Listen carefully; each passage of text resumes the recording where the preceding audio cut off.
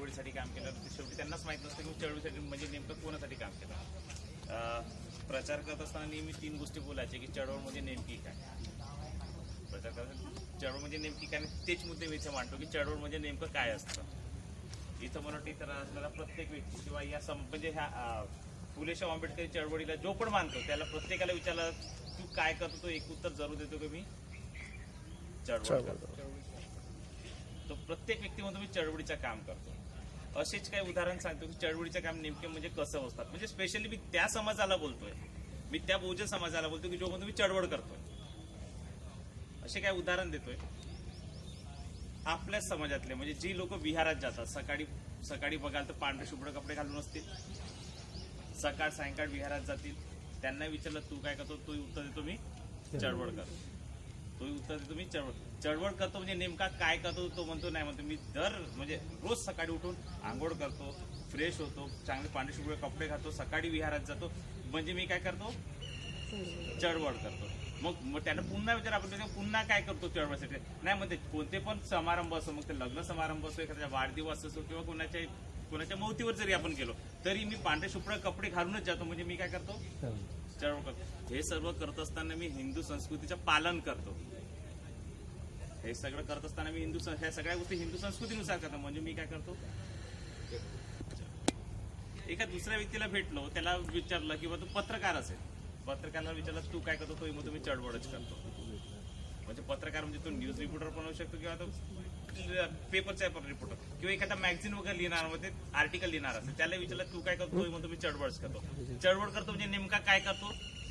तो म्हणतो की खैरलांजी असो किंवा ह्याच्या समाजावर जितके पण अन्याय असो, ह्या सगळ्या गोष्टींना मी वाचा फोडतो. या सगळ्या गोष्टींना मी आपल्या लेखणीतून वाचा फोडतो, म्हणजे मी काय करतो चळवळ करतो. आणि इलेक्शनच्या वेळेस माझी ती लेखणी ह्या मनोवादी पक्षांना जाऊन मी गहाण करतो, म्हणजे मी काय करतो तिसरा एखाद्या व्यक्तीला भेटावा, आपल्या समाजातला, आपल्यामध्येच राहणारा, आपल्यामध्येच वावरणारा एखादा व्यक्ती असतो, तो कधी नाल्याचं काम करतो, म्हणजे येतो आपल्यापर्यंत की बाबा हे नाल्याच्या समस्या, याची समस्या, ही त्याची समस्या, असं झालं तसं झालं.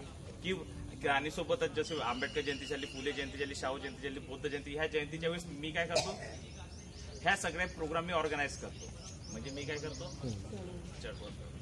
आणि म्हणजे खूप मोठ्या जोशनी समाजात जाऊन सांगतो की बाबा मी आंबेडकरी चळवळीच्या म्हणजे हे कार्यक्रम करतो, ते कार्यक्रम करतो, म्हणजे मी काय करतो चळवळ करतो. आणि इलेक्शनच्या वेळची जेव्हा गोष्ट, जेव्हा मत देण्याची गोष्ट येते, तेव्हा मी ह्याच मनोवादी पक्षांचे झेंडे माझ्या घरावर बांधतो, म्हणजे मी काय करतो चळवळ करतो.